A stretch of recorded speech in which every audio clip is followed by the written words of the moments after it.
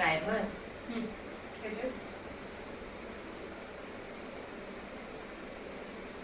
Section B होता था, section C होता था, और तो सारे के सारे बच्चे मान लेते हैं 12th क्लास के।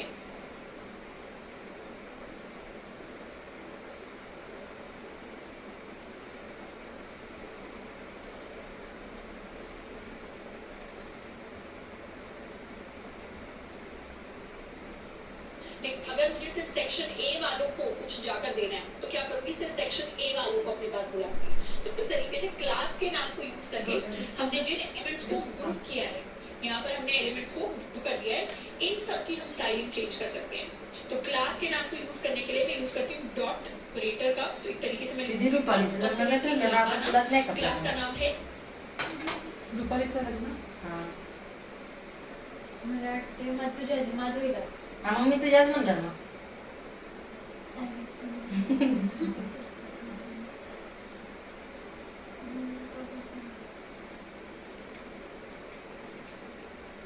तू पॅकेजेस घेत असशील बघा, असं आधी एंगेजमेंट आणि व्हायचे लग्न. हा म्हणजे घेऊ शकते. हा तेच तर म्हणाले. म्हणजे सगळ्यांना सपोज एका ब्राईडला सगळे करायचे तर एंगेजमेंट, हळदी आणि लग्नाचं असं पूर्ण पॅकेज पण घेतात ना. हो मग तेच तर म्हणते. वेडिंग, रिसेप्शन, एंगेजमेंट, मेहंदी, हल्दी. हा मी पण तसंच केलेलं आहे. आमच्या ज्या जॉईंट फॅमिली आता जे लग्न झालेले ना तसंच पार्लर वाला लावून टाकलेलं. तुमच्या इकडे पण लग्न असतील ना तरी मला सांगा. मी त्याच्या रेट काय आहे तिकडे? तिकडे 10च्या 12च्या त्याच रेट मध्ये 10-12 त्याच रेट मध्ये मी पण करेन. मला सारे 10,000 पण.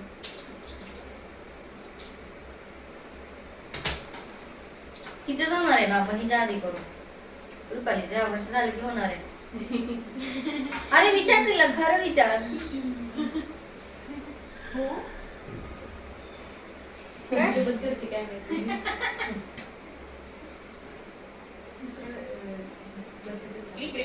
एंड फिर अपने प्रॉपर्टी वैल्यू पेयर को भी यूज कर सकती हूँ। तो अगर मुझे इन सबको कलर रेड देना है तो यहाँ पर मैं लिख सकती हूँ अपनी प्रॉपर्टी के अंदर कलर एंड वैल्यू के अंदर रेड।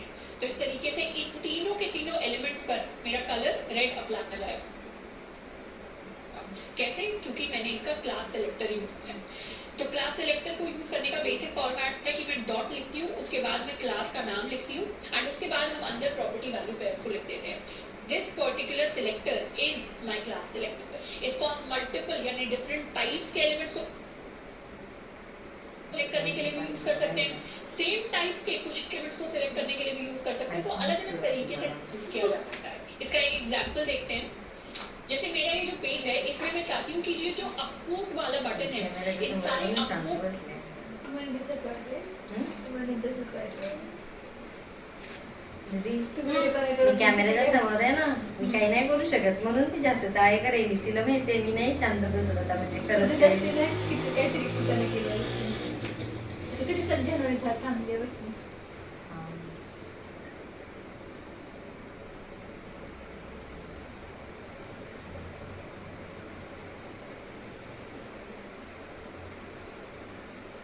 मिरची करायची लाल मिरच लावायची.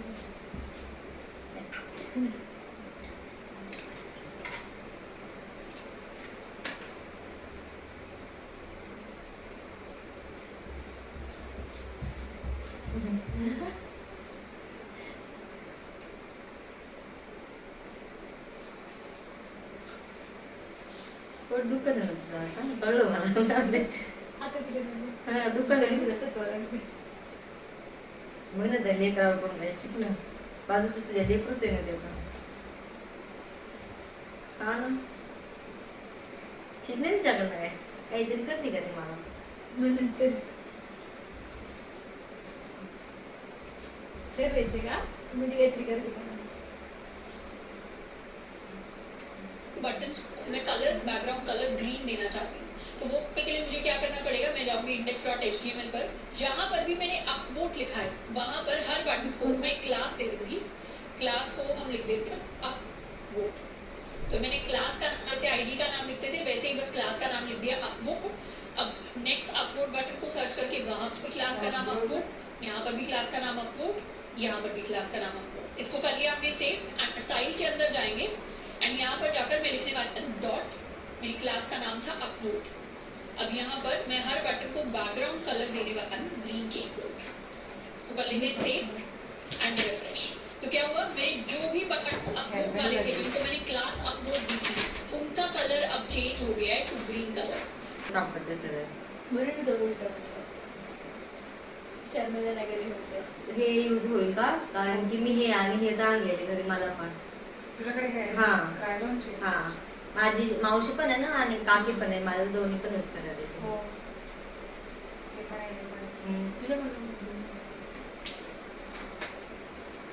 एलिमेंट को आप सेम क्लिक दे देंगे, उसी का बैकग्राउंड कलर या उसी की सीएसएस प्रॉपर्टी चेंज हो जाएगी।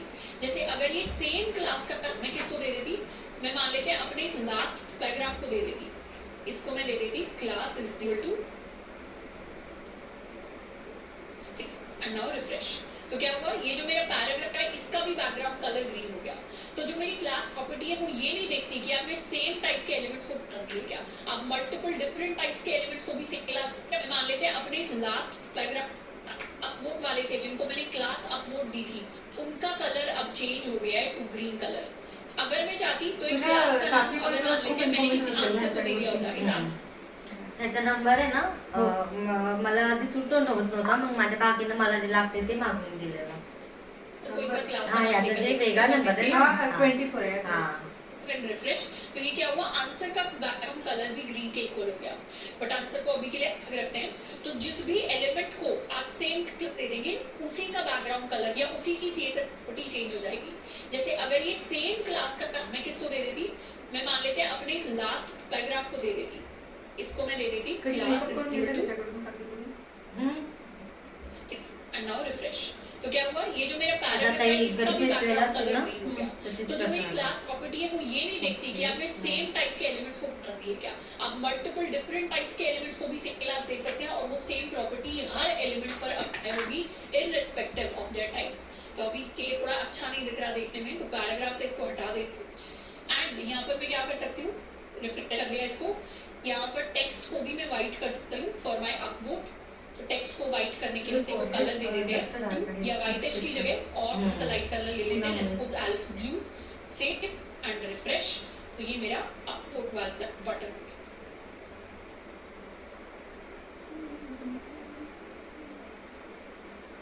नेक्स्ट सॉल्व करने वाले हम एक छोटा सा प्रैक्टिस क्वेश्चन।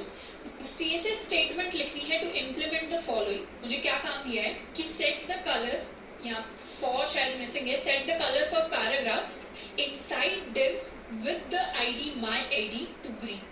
कहना क्या चाह रहा है कि कलर सेट करना है, कौन से कलर पे सेट करना है, मुझे ग्रीन सेट करना है अपने कलर को, यानी कलर को मुझे ग्रीन सेट करना है। किस एलिमेंट का ग्रीन सेट करना है, उन सारे पैराग्राफ्स का जो divs के अंदर है। और कौन से divs के अंदर है, जिन divs की id है my id के तो जिन divs लेट्स सपोज जास्त जास्त जाईल ना तसं ग्लो करतो। उनके अंदर जितने भी पैराग्राफ्स हैं इन सारे पैराग्राफ्स का मुझे कलर सेट करना है, मैं कलर ग्रीन। इसके लिए मुझे अपनी सीएसएस रखनी है। अब मैं एक तरीके से अगर सोचूं तो जो मेरा आईडी होता है, पैनकेक असते ना, किसी भी एलिमेंट के लिए जो मेरी आईडी होती है या मेरी जो क्लास होती है, ये दो क्या होते हैं, ते ये जास्त दोनों मेरे यूज करते एट्रिब्यूट्स। मी आणि गावाकडे गेलं तर मी काकीच अब करते ऑल्दो हम डायरेक्टली हैश कोड तिकडे कधी करायचं तर का पॅन मुझे कलर सेट करना है, मैं कलर ग्रीन। इसके लिए मुझे अपनी सीएसएस रखनी है। अब मैं एक तरीके से अगर सोचूं तो जो मेरा आईडी होता है, किसी भी एलिमेंट के लिए जो मेरी आईडी होती है या मेरी जो क्लास होती है, ये दो क्या होते हैं, ये दोनों मेरे एट्रिब्यूट्स होते हैं। अब ऑल्दो हम directly hash code ID type my ID करके भी चीज़ों को सिलेक्ट करते हैं या अपनी क्लास या जो भी क्लास का नाम है उससे भी चीज़ों को सिलेक्ट करते हैं, बट एट द एंड अगर मैं आईडी और क्लास की बात करूं तो ये दोनों एट्रिब्यूट्स भी हैं। तो यहाँ मैं अपने एट्रिब्यूट सेलेक्टर को यूज कर सकती हूँ। सबसे पहले वो सारे डिव्स सिलेक्ट कर लेते हैं जिनकी आईडी एट्रिब्यूट की वैल्यू माय आईडी के इक्वल है। तो एक तरीका तो स्टेटमेंट को लिखने का होगा कि मैं वो सारे डिव सिलेक्ट कर लूँ जिनका ID attribute is equal to my ID, and दूसरा तरीका होगा कि डायरेक्टली हैश मध्ये यानी पॉज मैं लिख केलं सकती हूँ माय होतं डिव एट्रीब्यूट हो गया आईडी इक्वल टू जब भी आईडी की वैल्यू माय आईडी के इक्वल हो जाए।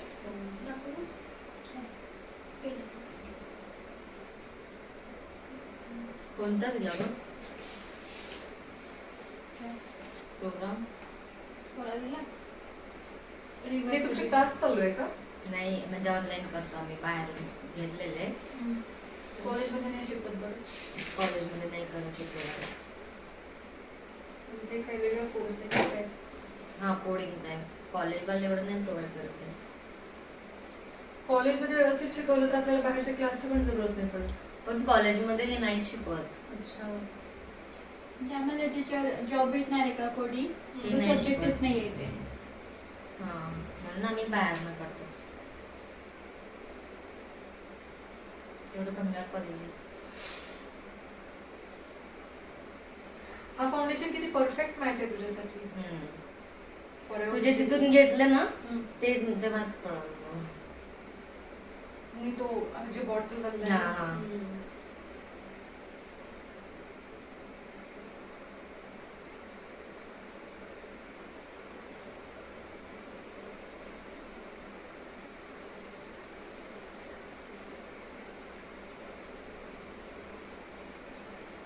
इथे पण पिअर्सिंग आहे.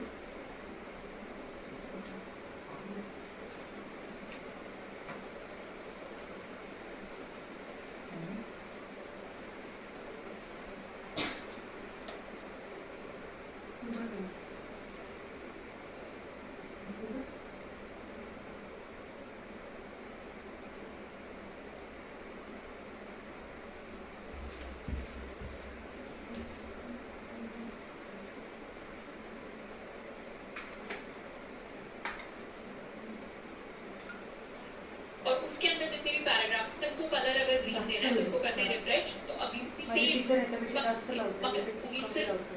एंड उसके बाद हम डिफाइन कर देंगे अपना colour to be equal to green. यहाँ पर मैंने लिख दिया कलर ग्रीन एंड यहाँ पर भी मैंने सेम सीएसएस सिंटैक्स अप्लाई हो रहा है. तो मैं चाहूँ तो इस फॉर्मेट में भी लिख सकती हूँ, मैं चाहूँ तो इसकी जगह हैश माई आईडी भी लिख सकती हूँ. दोनों ही मेरे लिए वैलिड आंसर्स होंगे इस प्रैक्टिस क्वेश्चन के लिए.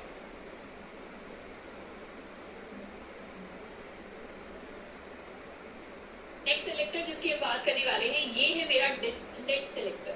डिसेंडेंट का मतलब होता है इंग्लिश के अंदर जो हमारे एंसेस्टर्स होते हैं, यानी मानते हैं अगर ये मेरे ग्रैंड पेरेंट्स हैं, मेरे दादा दादी या नानी हैं, इनके डिसेंडेंट्स होंगे इन जो नीचे आए हैं. इनसे नीचे आए हैं मतलब हमारे भी पेरेंट्स हैं, और पेरेंट्स के डिसेंडेंट्स कौन है? हम. उसी तरीके से HTML के अंदर क्या होता है? HTML के अंदर ऑलरेडी हम ये पढ़ चुके हैं कि पैराग्राफ टैग के अंदर मान लेते हैं अगर मैंने कोई स्पैन टैग लिखा हुआ है, तो उसके अंदर अगर मान लेते हैं मैंने कोई अनऑर्डर लिस्ट बनाई हुई है, अनऑर्डर लिस्ट के अंदर मैंने काफ़ी सारे एलाइज लिस्ट किए हुए हैं. तो एक तरीके से ये जो पैराग्राफ है सबसे ऊपर वाले लेवल पर आ जाएगा, उसके नीचे वाले लेवल पर पूरा स्पैन आ जाएगा, इसके नीचे वाले लेवल पर अनऑर्डर लिस्ट आ जाएगी, उसके नीचे वाले लेवल पर मेरे एलाइज आ जाएंगे.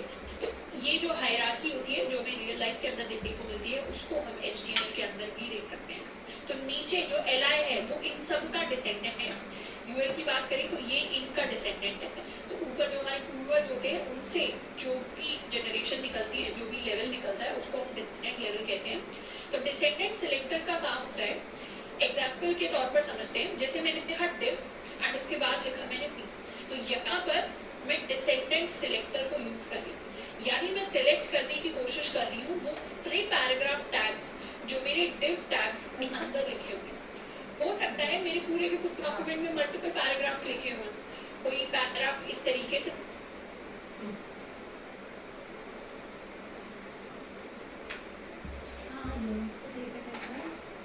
नंबर पण झालं ना 1 2 3. मी पण तेच केलं. तुझ्या फॉर्मॅटच केलं.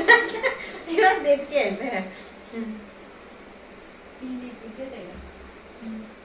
जो पण जेव्हा नंबर असतो आता नंबर 1 2 3 केला आणि जर तुझ्या नंबरला प्रिंट करताना डायरेक्ट प्रिंटर मध्ये %d केलं आणि कॉमा n केलं तर प्रिंट नंबर कसा होतो 1 2 3 होतो. पण तू जर स्लॅश n केलं तर हा नंबर इथे स्पेस सोडून खाली करतो. कळलं? पण मी बरोबर केलं. ते तसं नाही आहे. मग कसं करायचं फक्त त्याला काय केलं माहिती आहे का? हां.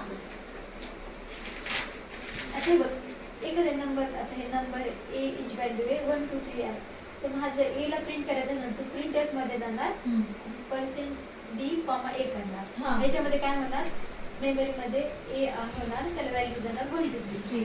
पण इथे जर तू स्लॅश एन केलं तर मग हे जाणार प्रिंट कसं होणार, ते एक लाईन सोडून खालच्या लाईन मध्ये होणार, पण 1 2 3 सोबतच होणार ना. म्हणजे हा एक नंबर झाला एका मेमरी मध्ये, एका बाईट मध्ये. पुन्हा मला इथे येऊन म्हणते मी पॉजच करायचं विसरले. नाही पॉज केलं होतं ते केलं व्यवस्थित. दिसते तरी काय खरं सर? हां ओके.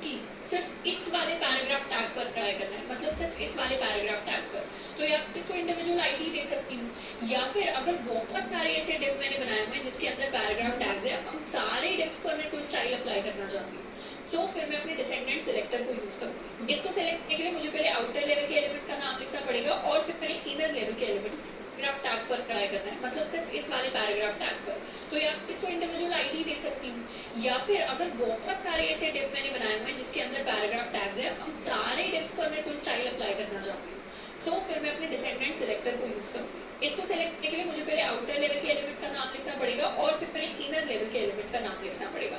तो डिव पी अगर मैं लिख रही हूँ तो सिलेक्ट तुमच्याकडे कायम असते का अभ्यासाचं काम? हा त्याचं कधीच नाही खूप जमलं. जास्त असते. कोडिंग आम्हाला त्यावर जॉब आहे ना, त्यामध्ये आम्हाला कॉलेजमध्ये पण नाही शिकवत. आम्ही सेल्फ करतो. मग तुम्ही ते कोडिंगचा कोर्स का नाही घेतला? घेतलेले ना, मग तेच करतो ना. अच्छा म्हणजे वेगळ्या कॉलेजमध्येच जॉईन करता? नाही कॉलेजमध्ये नाही आहे, आम्ही बाहेरून घेतलेलं आहे ना, मग ते ऑनलाईनच करतो. फक्त ते घेतलेलं आहे, ऑनलाईन नाही. आमच्याकडं व्हिडिओ आहेत स्टोर केलेले त्याचे. हां. all paragraphs which are inside my divs. इसका एक बार एग्जाम्पल देख लेते हैं.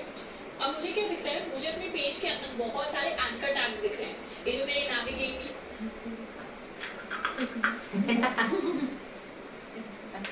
लिंक्स हैं होम के लिए,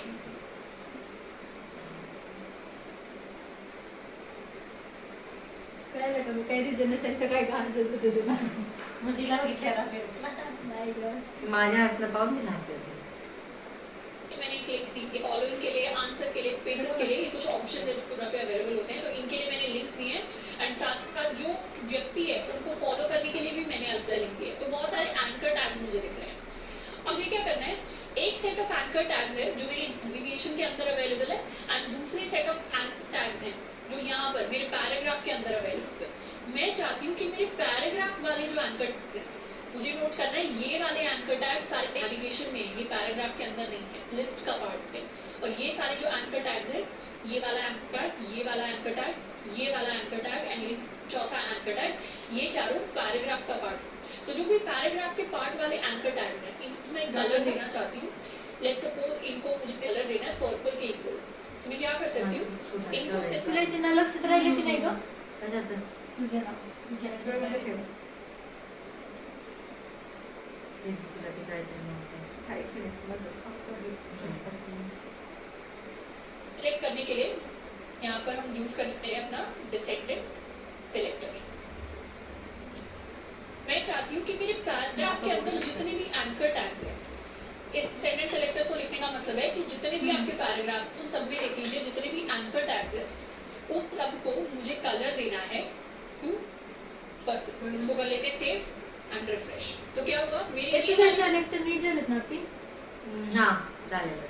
तो एंकर टैग्स थे जिनको फॉलो के लिए यूज करना था, इनका कलर अब पर्पल हो गया, बट ऊपर वाले नेविगेशन वाले एंकर टैग्स का अभी भी कलर सेम है. अब मैं चाहूँ तो इनको कोई बैकग्राउंड कलर भी दे देती हूँ. लेट्स सपोज मैंने इनको बैकग्राउंड कलर दिया है थोड़ा सा येलोइश. इसको कर लेते हैं सेव एंड रिफ्रेश. तो इन सबको एक बैकग्राउंड कलर भी मिल गया है. अब अगर मैं यहाँ पर जास्त ते सिर्फ स्यूडो क्लास आहेत का, स्यूडो क्लास आणि एलिमेंट्स हवर ऍक्टिव्ह ते लक्ष द्या. ते जास्त यूज होतात मोस्टली आपल्याला. में क्या होता, उस केस में सेम स्टाइल ऊपर वाले एंकर टैग्स पर भी अप्लाई होती है, पर क्योंकि मुझे सिर्फ पैराग्राफ के अंदर वाले एंकर टैग्स चाहिए, ये स्टाइल सिर्फ इन वाले एंकर टैग्स पर अप्लाई करवाएं। तो इस तरीके से हम अपने डिसेंडेंट सिलेक्टर को यूज कर सकते हैं।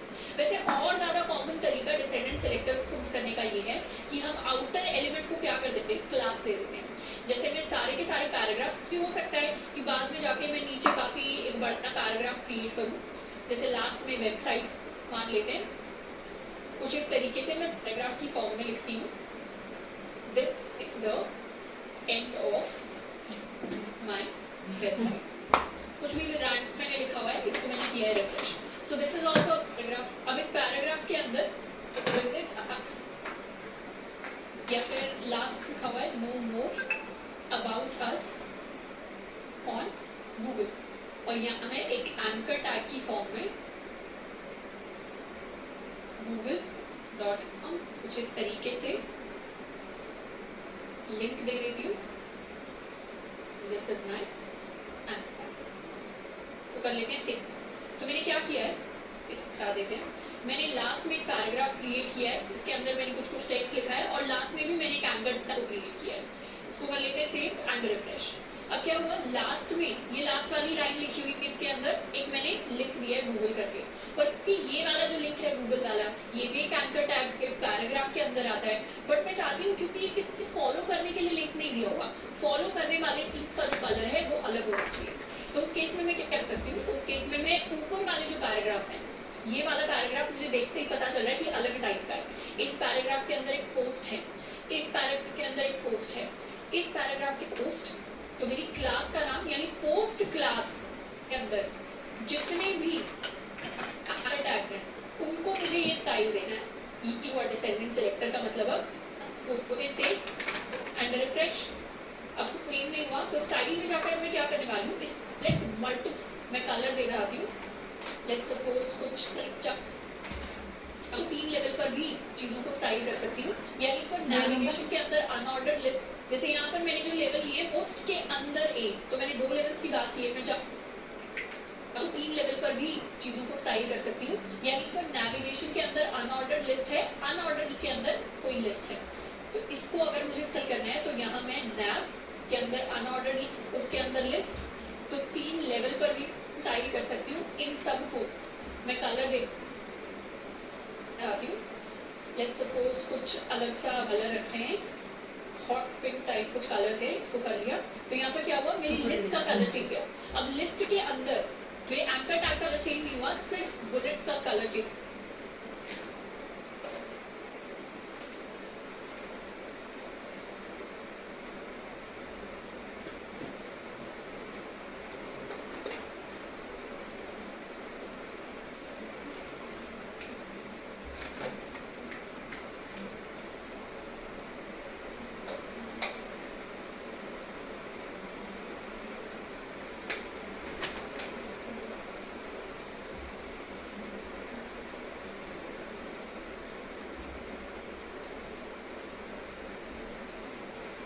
जो है, तो बुलेटिन जो है उसका कलर अब चेंज होकर पिंक हो गया है, तो इस तरह यहाँ मेरी लिस्ट चेंज गया।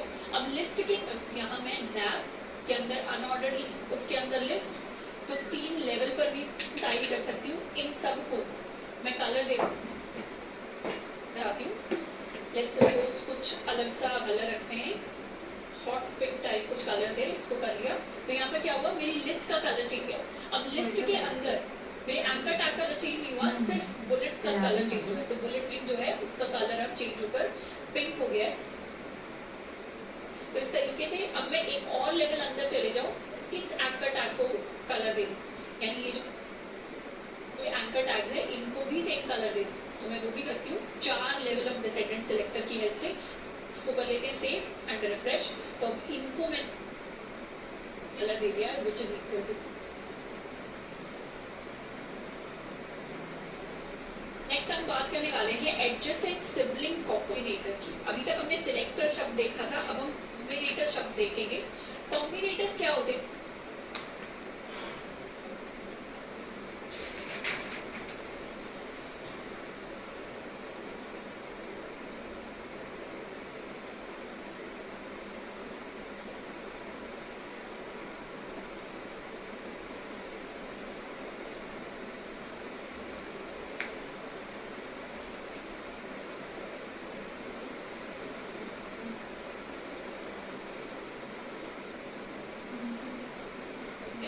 मल्टीपल सेलेक्टर्स को जब हम यूज करना चाहते हैं तो उनको कंबाइन करने का जो काम करते हैं, जोड़ने का जो काम करते हैं, वो पूरे कॉम्बिनेटर्स करते हैं. कॉम्बिनेटर हो गया जैसे साइन, एक कॉम्बिनेटर होता है. तो CSS के अंदर सबसे पहला कॉम्बिनेटर जिसको हम पढ़ेंगे दैट इज माय एडजेसेंट या फिर सिबलिंग कॉम्बिनेटर. इसका एक एग्जांपल हमें यहाँ पर वो है, जैसे अगर मैं लिखती हूँ P या फिर मैं H3 लिखती हूँ तो ये इंडिविजुअली क्या है, ये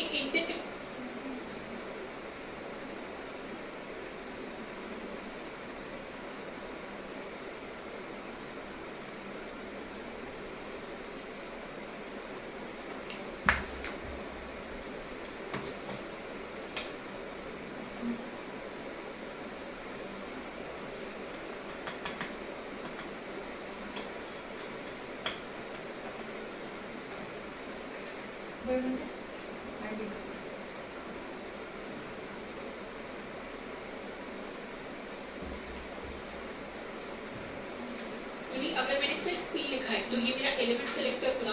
ये अगर सिर्फ मैंने H3 लिखा है तो ये भी मेरा एक एलिमेंट सेलेक्टर होगा. पर इन दो सेलेक्टर्स को अगर मुझे कंबाइन करना है और कंबाइन करके मुझे सिबलिंग कॉम्बिनेटर चाहिए तो मैं यहाँ पर लगाऊंगी प्लस. लगा म्हणजे जास्त डार्क. हाँ मला डार्क नहीं समझ का मतलब है कि मैं सिलेक्ट करने की कोशिश कर रही हूँ वो सारी की सारी हेडिंग 3 या H3 जो इमीडिएटली पैराग्राफ के बाद लिखे गए हैं. जैसे यहाँ पर एक पैराग्राफ मैंने लिखा है, पैराग्राफ टैग को क्रिएट किया है एंड उसके बाद मैंने एक H3 लिखा है. एक बार मैंने एक और H3 लिखा है, उसके बाद मैंने कोई div लिखा हुआ है एंड div के अंदर भी मैंने एक H3 को क्रिएट किया है. अब अगर मैं चाहती हूँ कि मैं सिर्फ इस वाले H को यूज कर पाऊँ तो इसका एक रिलेशन मैं ये दिखा सकती हूँ कि ये वाला H3 इमीडिएटली इस पैराग्राफ के बाद आ रहा है. तो जितने भी पैराग्राफ है उसके बाद जितने भी H3 मेरे पास आ रहे हैं उन पर अगर मुझे स्टाइल अप्लाई करना है तो मैं लिख सकती हूँ P प्लस H3. जो मेरी पूरी की पूरी हायरार्की होती है HTML की, हायरार्की के बारे में पहले भी हमने बात की है. तो इस हायरार्की से क्या बनेगा कि P और H3 दोनों सेम लेवल पर है क्योंकि P इमीडिएटली H3 के बाद आ रहा है. ना P H3 का पेरेंट बन सकता है ना P H3 का चाइल्ड बन सकता है. मतलब ये लेवल में नीचे भी नहीं है ऊपर भी नहीं है, ये तीनों सेम लेवल पर आते हैं HTML हायरार्की के. जबकि यहाँ पर मैं div और H3 की बात करूँ तो div ऊपर आएगा एंड H3 नीचे आएगा क्योंकि div बाहर की तरफ है और H3 इसके अंदर लिखा हुआ है. बट क्योंकि P और ये दोनों H3 सेम लेवल पर लिखे हुए हैं इसीलिए इनका जो रिलेशन है उसको HTML के अंदर हम एक सिबलिंग रिलेशन करेंगे, यानी भाई बहन वाला relation which is on the equal level. अब इक्वल लेवल पर आ गए हैं तो हम प्लस साइन यूज करेंगे. तो जब भी आपको कोई भी एलिमेंट 1 प्लस एलिमेंट 2 या इस तरीके का रिलेशन दिखाई दे इसका मतलब है कि ऐसे सारे एलिमेंट 2 हम सिलेक्ट करने की कोशिश कर रहे हैं जो इमीडिएटली और सेम लेवल पर आर फॉलोड बाय एलिमेंट 1. का एक एग्जांपल देखते हैं. मैं क्या करने वाली हूँ, मेरे सारे जो पैराग्राफ टैग्स हैं, ये मेरा एक पैराग्राफ टैग है तो हर पैराग्राफ टैग के इमीडिएटली बाद एक H3 हेडिंग आती है. इस वाले पैराग्राफ टैग के इमीडिएटली बाद एक H3 हेडिंग आ रही है. इस वाले पैराग्राफ टैग के भी इमीडिएटली बाद एक H3 हेडिंग आ रही है. जितने भी पैराग्राफ टैग्स हैं जिनके इमीडिएटली बाद जो H3 हेडिंग आ रही है उस हेडिंग को मैं क्या करना चाहती हूँ, एक अंडरलाइन देना चाहती हूँ. तो मैं क्या चाहती हूँ, पैराग्राफ टैग के इमीडिएटली बाद जो हेडिंग 3 आ रही है उसको मैं अंडरलाइन देना चाहती हूँ. अंडरलाइन के लिए याद रखें CSS बेसिक इसमें हमने पढ़ा था कौन से वाली प्रॉपर्टी, टेक्स्ट डेकोरेशन. तो इसके लिए मैं लिखूँ टेक्स्ट डेकोरेशन और यहाँ पर मैं लिखूँगी अंडरलाइन. इसको कर लेते हैं सेव एंड नाउ रिफ्रेश. तो पैराग्राफ टैग के इमीडिएटली बाद जितनी भी हेडिंग थी, ये मेरी हेडिंग 3 थी, ये थी एंड ये थी, इन सब को एक अंडरलाइन मिल गई है. तो इस तरीके से मेरा सिबलिंग जो कॉम्बिनेटर है वो यूज होता है.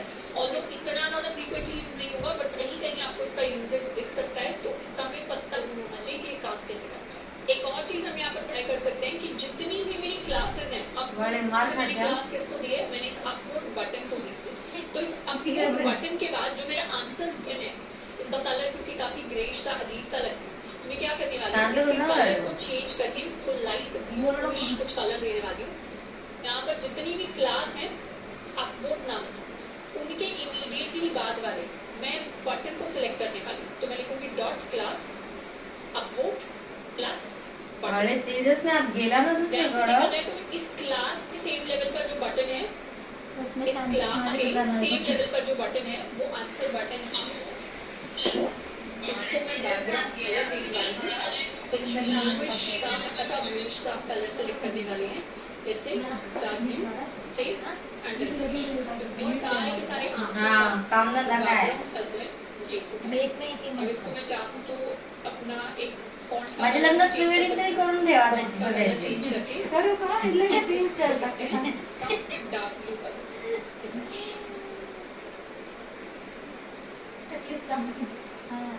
नीट आनंद नाही तर दुसरे कोणाला एक पण डिलीट झालं हा. एवढे नोट्स नाही जपून ठेवत. तर माहिती का मी नोट्स परत काढू शकते सगळं बंद करूया ठीक आहे. आतापासून जेवढं तू सेव्ह केलं तर तेवढे माझ्याकडे सेव्ह आहेत. तुझा पहिला स्नॅप टाकला होता अनुष्का काय म्हणते काय लग्नासाठी काय शूटिंग चालू आहे का आम्हाला बोलवलं पण नाही कोण अनुष्का? लग्न कुठे घरीच करणारच सगळे आहेत मॅडम हे ग्रुप आहे.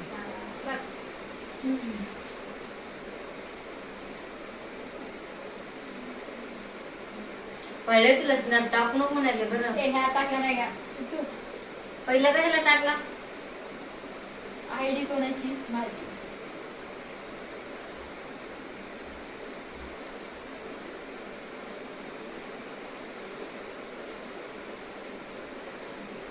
नंतर चौथं झालं नंतर घेणार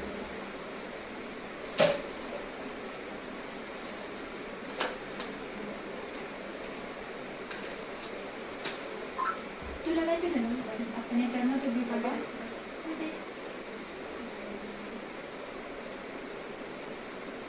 बकुरीला कोणी काही दिसलं की कसं स्नॅप मारते ते म्हणजे तुला तरी मी तुमचं स्नॅप टाकू का नेक्स्ट हम बात करने वाले हैं एडजेसेंट सिबलिंग कॉम्बिनेटर की। अभी तक हमने किसका पण सेलेक्टर घेतला शब्द मी काय देखा म्हणते था, बाबा कॉम्बिनेटर शब्द देखेंगे। कॉम्बिनेटर्स क्या होता है?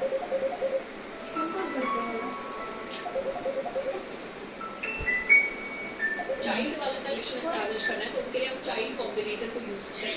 चाइल्ड वाला रिलेशन क्या होता है कि अगर मैंने कोई भी लिखा डिव के अंदर अगर मैं एक पैराग्राफ क्रिएट कर रही हूँ उसके बाद दोबारा से मैं डिव को खत्म कर रही हूँ तो इस डिव एंड नेक्स्ट हम बात करने वाले हैं चाइल्ड कॉम्बिनेटर की। यानी दो अगर सिलेक्टर्स के बीच में हमें चाइल्ड वाला रिलेशन एस्टैब्लिश करना है तो उसके लिए हम चाइल्ड कॉम्बिनेटर को यूज करते हैं।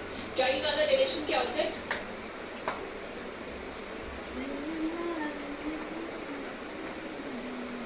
आणि त्याच्यामुळे स्नॅपच नाही टाकायचं कोणी येईल तर उचलायचं ना बघा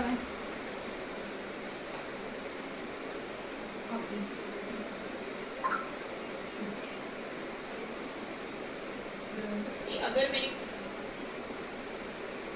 कोई भी लिखा डिव के अंदर अगर मैं एक पैराग्राफ क्रिएट कर रही हूँ उसके बाद दोबारा से मैं डिव को खत्म कर रही हूँ तो इस डिव एंड पैराग्राफ के बीच में जो रिलेशन होगा this is my child relation. तो अगर मैं वो सारे नेक्स्ट हम बात करने वाले हैं चाइल्ड कॉम्बिनेटर की। यानी दो अगर सिलेक्टर्स के बीच में हमें चाइल्ड वाला रिलेशन एस्टैब्लिश करना है तो उसके लिए हम चाइल्ड कॉम्बिनेटर को यूज करते हैं।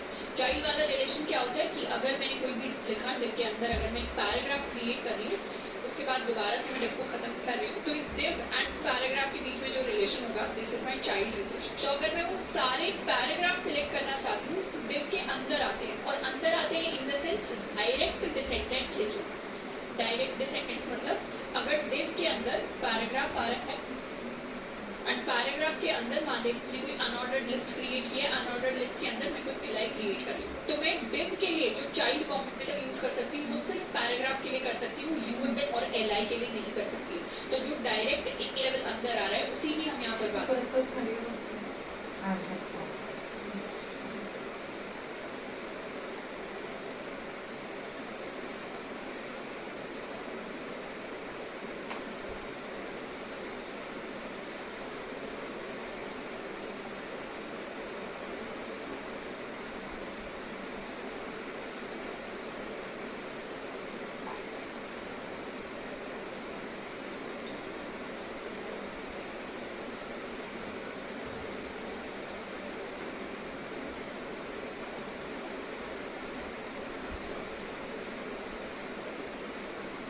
तो मैं लिख सकती हूँ डिव के अंदर तो एक ग्रेटर देन का साइन हम लिखते हैं जितने भी पैराग्राफ आ रहे हैं ऊपर मुझे स्टाइल करना है।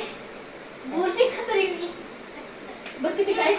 तरी काय दीदी या दोघींना मला ना नुसतं परेशान करतात तुला मी माहित फक्त नाही. तुझ्याकडे तिला बघितलं माहिती आहे कोण परेशान करते. पण मी एक शब्द पण नाही काढला अगं. काय अभ्यास वाटतं कर. मी हेडफोन घेते तर अभ्यासच करायला लागल्या पैसा. त्यांना वाटत असेल की असं तर काही शांत बसत नाही आज बरंच बसले ह्या दोघींना वाटत तरी किती बडबडते काही थांबली बघ तुझ्यामुळं. एकदा डोळे पण करते. नाही नाही नको. कर करते मग व्हिडिओ मध्ये बघेल ती. तू बोलत होती ना ती किती वेळ थांबली होती. बघ ना. एग्जाम्पल मुझे यहाँ दिया हुआ है, स्पैन के अंदर जितने भी बटन आ रहे हैं उन पर मुझे अपना स्टाइलिंग अप्लाई करना है, तो मैं प्रॉपर्टी वैल्यू पे सीख सकती हूँ. तो ये जो है इसको हम चाइल्ड कॉम्बिनेटरी कहते हैं. तिने गाणं टाकलं घरचं. हे नाही. जर तुम्ही माझे व्हिडिओ गेले दुसरीकडचं पहा मग ते काय काय गं? करणार? अगे मग कोणाला पण स्नॅप टाकला मग मला माझे फ्रेंड्स नुसतं चिडवतात. चिडू दे ना. तुझे फ्रेंड्स माझ्याकडे नाहीतच. बरं तुझी सगळी एडपट चिडू असते. दे. आणि दिदे ह्या दोघीच कमी आहेत का आधी तू चिडू नको. चिडते मी चिडू नको ना.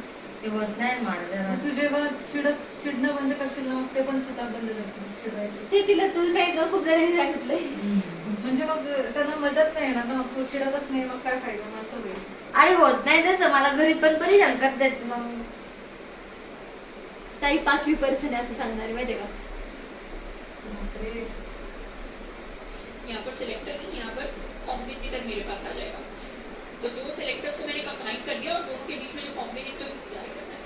इसका एक एग्जांपल मुझे यहाँ दिया हुआ है, स्पैन के अंदर जितने भी बटन्स आ रहे हैं उन पर मुझे अपना स्टाइलिंग अप्लाई करना है, तो मैं प्रॉपर्टी वैल्यू पे सीख सकती हूँ. तो ये जो है इसको हम चाइल्ड कॉम्बिनेटर कहते हैं. यहाँ पर सिलेक्टर नहीं, यहाँ पर कॉम्बिनेटर मेरे पास आ जाएगा. तो दो सिलेक्टर्स को मैंने कंबाइन कर दिया और दोनों के बीच में जो कॉम्बिनेटर है मेरा चाइल्ड कॉम्बिनेटर, क्योंकि चाइल्ड पेरेंट वाला रिलेशन यहाँ पर आ रहा है. तो मैं अब कर रही हूँ उन बटन्स की जो इमीडिएटली स्पैन के अंदर आते हैं और डायरेक्टली अंदर आते हैं, उन सारे बटन्स की यहाँ पर बात हो रही है. इसके लिए एक और एग्जांपल देखते हैं अपने डॉक्यूमेंट के अंदर. अब मैं चाहती हूँ कि मेरे जितने भी उसके अंदर जो चिल्ड्रन एलिमेंट है, यानी उसके अंदर जो भी इनपुट है, इन सारे इनपुट्स को बैकग्राउंड कलर देना चाहती हूँ. Hello. Let's suppose background colour इनको हल्का सा येलोइश या रेडिश की शेड में कुछ भी दे देते हैं. तो डेफ और इनपुट बीच में क्या रिलेशन है, ये चाइल्ड पेरेंट रिलेशन है. इसको एस्टैब्लिश करने के लिए मैं लिख सकती हूँ def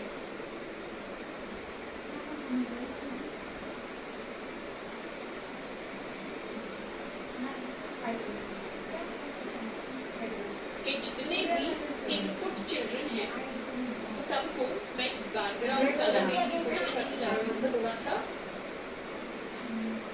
let's say dark grey अगर मुझे कलर देते हैं अभी के लिए, तो उसको रिफ्रेश किया तो इन दोनों को बैक कलर मिल गया क्या, डार्क ग्रे की. मैं चाहूँ तो कलर को चेंज करके कुछ और भी कर सकती हूँ. यहाँ पर एक हल्का सा कलर डार्क सैल्मन देखते हैं. तो डार्क सैल्मन कलर मुझे मिल गया. इसके अंदर अब मैं कुछ भी कर सकती हूँ. तो ये कौन सा रिलेशन हुआ, ये हुआ डायरेक्ट चाइल्ड डिसेंडेंट वाला रिलेशन. तो एक और चीज़ है, इसमें हम डायरेक्ट डिसेंडेंट की बात करें, मतलब अगर मैंने ये जो नैव LIA लिखा है, इन 4 लेवल्स मैं क्या कर सकती थी, सिंपली नैव और ए लिख सकती थी. इसको कर लेते हैं सेव. और ये जो मेरी स्टार्टिंग है पुराने वाली, मतलब नेविगेशन के अंदर जो भी मैंने एंकर टैग्स देखे होते हैं, अगर मैं इसको रिफ्रेश करूँ तो स्टाइल के अंदर कोई चेंज नहीं आएगा. क्यों? क्योंकि मेरा डिसेंडेंट सिलेक्टर क्या करता है कि नेविगेशन के अंदर जितने भी एंकर टैग्स हैं उन सबको ये कलर देता है. तो ये नहीं देखता कि डायरेक्ट डिसेंडेंट होने चाहिए. मतलब नेविगेशन जहाँ पर लिखा हुआ है या नेविगेशन के अंदर एंकर टैग आ तो रहा है बट नेविगेशन का डायरेक्ट चाइल्ड नहीं है. नेविगेशन का डायरेक्ट चाइल्ड इनऑर्डर्ड लिस्ट है, अनऑर्डर्ड लिस्ट के डायरेक्ट चिल्ड्रन ये LIs हैं और LIs के अंदर एक लेवल अंदर मेरा A आता है. तो डिसेंडेंट सिलेक्टर में आप मल्टीपल लेवल्स को स्किप करके अपने एलिमेंट्स को सिद्ध कर सकते हैं. बट जब भी हम अपने चाइल्ड सिलेक्टर की बात करते हैं उसमें एक ही लेवल अंदर हम जा सकते हैं, मल्टीपल लेवल्स पर हम नहीं जा सकते. तो एक चाइल्ड कॉम्बिनेटर डिसएडवांटेज होता है. इसीलिए इससे ज़्यादा हम डिसेंडेंट सिलेक्टर को प्रैक्टिकल केसेस में ज़्यादा यूज़ करते होते हैं. तो ड्रॉबैक इसका कुछ इस तरीके का होगा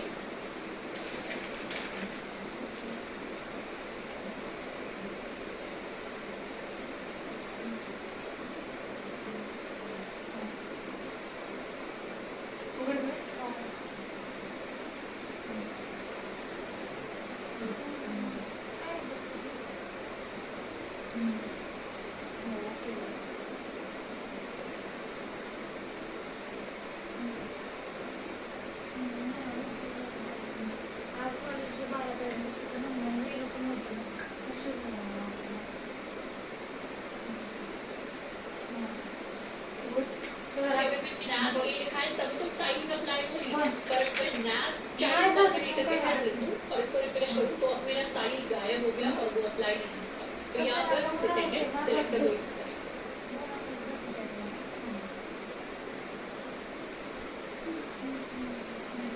नेक्स्ट सेलेक्टर जिसकी बात करने वाले हैं ये है मेरा एट्रीब्यूट सेलेक्टर, यानी हम अपने एलिमेंट्स को उनके पर्टिकुलर एट्रीब्यूट और उसकी वैल्यू के बेसिस पर भी सेलेक्ट कर सकते हैं। जैसे ये एलिमेंट्स को सेलेक्ट करता है बेस्ड ऑन द प्रेजेंस और value of a given attribute, यानी अगर किसी एलिमेंट के अंदर चाहे कोई एट्रीब्यूट प्रेजेंट हो तब भी हम उसको सेलेक्ट कर सकते हैं, या फिर उसकी कोई पर्टिकुलर वैल्यू हो तब भी हम उसको सेलेक्ट कर सकते हैं। इसका एक एग्जांपल ये होगा कि मुझे सारे के सारे इनपुट एलिमेंट्स चाहिए जिसके अंदर एट्रीब्यूट किसी भी वैल्यू के इक्वल आ जाता है, तो उसके लिए मैं कोई भी CSS की प्रॉपर्टी वैल्यू पेयर को ले सकती हूँ। तो इस तरीके का सिंटैक्स होता है जिसमें स्क्वायर ब्रैकेट्स के अंदर हम पहले अपने एट्रीब्यूट की वैल्यू लिखते हैं इक्वल टू, एंड उसके बाद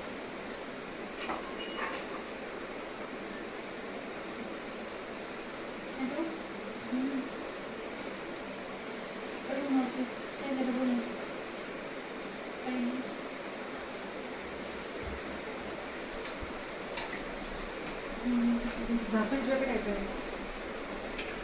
असंच मला उशीर पडेल. मग नाही.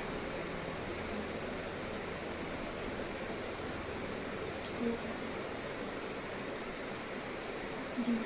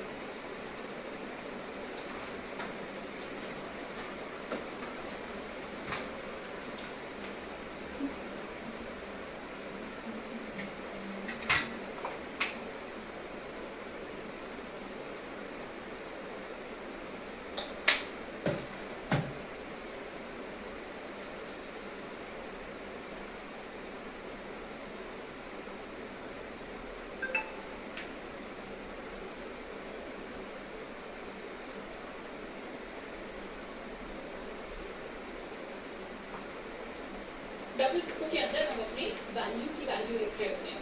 तो ये मेरा एट्रीब्यूट सिलेक्टर कहलाता है। ये एग्जांपल देखते हैं। मेरी index.html फाइल अंदर मैंने अपने div के अंदर ये दो इनपुट्स बनाए हुए हैं। एक इनपुट के अंदर टाइप मैंने दिया हुआ है टेक्स्ट इक्वल, एक इनपुट के अंदर टाइप मैंने दिया हुआ है पासवर्ड इक्वल। मैं क्या करने वाली हूँ, इन दोनों को कलर, टेक्स्ट का कलर मैं चेंज करने वाली हूँ based on their type attribute. तो अगर यूजर नेम होगा तो वो रेड कलर का हो जाए और पासवर्ड होगा तो वो मान लेते हैं ग्रीन कलर का हो जाए। तो उसके लिए हम यूज करेंगे एट्रीब्यूट सिलेक्टर को। तो पहले तो इनपुट को लेते हैं। इनपुट के अंदर पहले मैं लगाऊंगी अपने स्क्वायर ब्रैकेट्स। मेरे एट्रीब्यूट की वैल्यू क्या एट्रीब्यूट है टाइप के इक्वल, फिर मैं लिखूंगी इक्वल। अगर टाइप की वैल्यू टेक्स्ट के इक्वल है, यानी मेरे यूजर नेम वाला जो इनपुट बॉक्स है, तो उसके अंदर मैं चाहती हूँ मेरे टेक्स्ट का कलर रेड हो जाए। एंड अगर मेरे इनपुट बॉक्स के अंदर एट्रीब्यूट टाइप वैल्यू सिर्फ पासवर्ड के इक्वल हो जाए, तो उसके अंदर आई वांट कि मेरे जो कलर है टेक्स्ट का that should be equal to green colour. इसको कर लेते हैं सेव एंड रिफ्रेश। अभी तो कोई चेंज नहीं दिख रहा, बट जब टेक्स्ट टाइप करेंगे तो मुझे दिखेगा। अगर मैं आपको यूजर नेम लिखूंगी, इसको थोड़ा सा हम जूम इन कर लेते हैं। अब अगर मैं कोई यूजर नेम लिखूंगी तो वो रेड कलर में टाइप होगा, क्योंकि यहाँ मैंने जब भी टाइप की वैल्यू टेक्स्ट है, जैसे यूजर नेम है, वहाँ पर टेक्स्ट का कलर रेड होगा। एंड जब भी कोई पासवर्ड टाइप करूंगी, जैसे मैंने ABCD टाइप किया, तो यहाँ पर मेरे टेक्स्ट का कलर ग्रीन।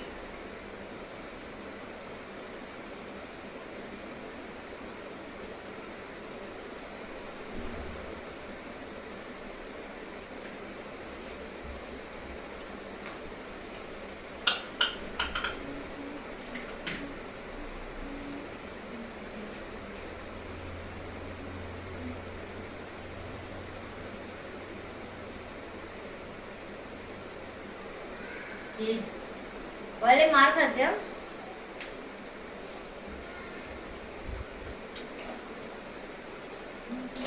कौन?